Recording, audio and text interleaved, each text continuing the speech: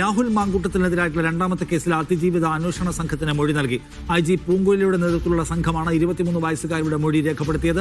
വിവാഹ വാഗ്ദാനം നൽകിയാണ് രാഹുൽ ബന്ധം സ്ഥാപിച്ചതെന്നും ഭാവി കാര്യങ്ങൾ സംസാരിക്കാനുണ്ട് എന്ന് പറഞ്ഞ് ഹോം സ്റ്റേയിലേക്ക് വിളിച്ചു വരുത്തി ക്രൂരമായി ബലാത്സംഗം ചെയ്തുവെന്നും യുവതി മൊഴി നൽകിയിട്ടുണ്ട്. കൂടുതൽ വിവരങ്ങളുമായി സിജോ വി ജോൺ ചേരുന്നു. സിജോ, രാഹുൽ മാങ്കൂട്ടത്തിനെതിരായിട്ടുള്ള രണ്ടാമത്തെ പരാതിയുടെ ഉള്ളടക്കം നമ്മൾ നേരത്തെ കേട്ടതാണ്.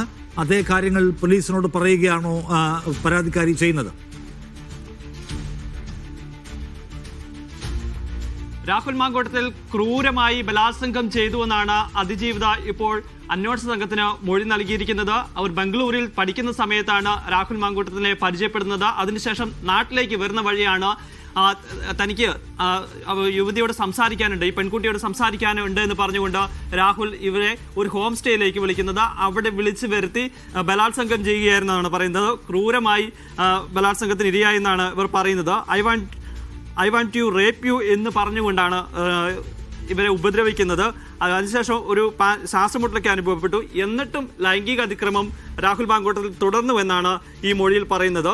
ഈ ലൈംഗിക അതിക്രമത്തിന് ശേഷം വിവാഹം ചെയ്യാൻ വിസമ്മതിച്ചു. കാരണം ആദ്യം പറഞ്ഞിരുന്നത് വിവാഹം ചെയ്യാം, നമുക്ക് വിവാഹിതരാകാം എന്ന് വിശ്വസിപ്പിച്ചാണ് രാഹുൽ മാങ്കൂട്ടത്തിൽ ഈ പെൺകുട്ടിയെ ഹോം സ്റ്റേയിലേക്ക് കൊണ്ടുപോരുന്നത്. അതിനുശേഷം ഇവരെ ബലാത്സംഗം ചെയ്ത ശേഷം പിന്നീട് താൻ വിവാഹം ചെയ്യാൻ തയ്യാറല്ല എന്നുള്ളൊരു കാര്യം ഈ പെൺകുട്ടിയോട് പറഞ്ഞു.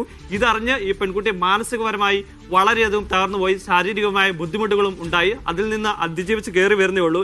ഇപ്പോഴും തനിക്ക് രാഹുൽ മാങ്കൂട്ടത്തിലെ പേടിയാണ്, ഭയമാണ്, കേസുമായി മുന്നോട്ട് പോകാൻ താൻ ഭയപ്പെടുന്നുണ്ട് എന്നുള്ള കാര്യം അന്വേഷണ സംഘത്തോട് അതിജീവിത പറയുകയും ചെയ്തിട്ടുണ്ട്.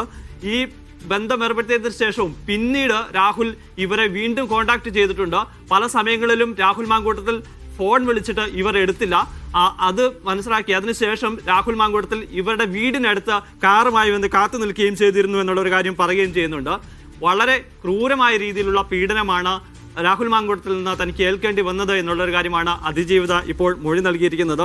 ഈ കേസുമായി മുന്നോട്ട് പോകാൻ തനിക്ക് ഭയമാണ് എന്നുള്ളൊരു കാര്യം പറയുകയും ചെയ്യുന്നുണ്ട്. എന്തായാലും ഇവരുടെ മൊഴി രേഖപ്പെടുത്തിയിട്ടുണ്ട്. നമുക്ക് ലഭിക്കുന്ന വിവരമനുസരിച്ച് ഇവരുടെ 164 രഹസ്യ മൊഴി കൂടി രേഖപ്പെടുത്തിയതെന്നുള്ള സൂചനകൾ ലഭ്യമാകുകയും ചെയ്യുന്നുണ്ട്. അങ്ങനെയാണെന്നുണ്ടെങ്കിൽ സ്വാഭാവികമായും ഇവർ ഭയം പറയുന്നുണ്ടെങ്കിൽ പോലും കേസുമായി മുന്നോട്ട് പോകാൻ വേണ്ടിയിട്ടാണ് തീരുമാനിച്ചിരിക്കുന്നത്. അതിന്റെ ഭാഗമായിട്ടാണ് അന്വേഷണ സംഘത്തിനും അതോടൊപ്പം തന്നെ രഹസ്യമൊഴിയും ഇപ്പോൾ നൽകുകയും ചെയ്തിരിക്കുന്നത്. എന്തായാലും രാഹുൽ മാങ്കൂട്ടത്തിന് കൂടുതൽ കുരുക്കുമുറുങ്ങുന്നതാണ് ഇവരുടെ മൊഴി എന്ന് പറയുന്നത്. കാരണം ആദ്യത്തെ കേസിൽ ബലാത്സംഗം എന്ന് പറയുന്ന വകുപ്പ് ചുമത്തിയിരിക്കുന്നത് ദുർബലമായി പോകും എന്നൊരു വിലയിരുത്തലുണ്ടായിരുന്നു. കാരണം ഇവർ തമ്മിൽ നേരത്തെ തന്നെ പരിചയമുണ്ട്, ഉഭയസമ്മത പ്രകാരമുള്ള ബന്ധമാണ് ആദ്യം പരാതി നൽകിയ പെൺകുട്ടിയായിട്ടുണ്ടായിരുന്നു എന്ന് പറയുമ്പോൾ ഈ രണ്ടാമത്തെ പെൺകുട്ടിയെ ഇയാൾ ബലാത്സംഗം ചെയ്യുന്നതിന് വേണ്ടി ആ ഉദ്ദേശത്തോടുകൂടി തന്നെ ബംഗളൂരുവിൽ നിന്ന് ഇങ്ങോട്ട് വിളിച്ചു വരുത്തിയായിരുന്നു. അതിനുശേഷം സംസാരിക്കാനുണ്ട്, ചില കാര്യങ്ങൾ സംസാരിക്കാനുണ്ട്, നമ്മുടെ ഭാവി കാര്യങ്ങളെക്കുറിച്ച് സംസാരിക്കാനുണ്ട് പറഞ്ഞ് വിശ്വസിപ്പിച്ചാണ് ബലാത്സംഗം ചെയ്യുകയും ചെയ്തിരിക്കുന്നത്. സ്വാഭാവികമായും ഈ കേസിൽ ബലാത്സംഗ കുറ്റം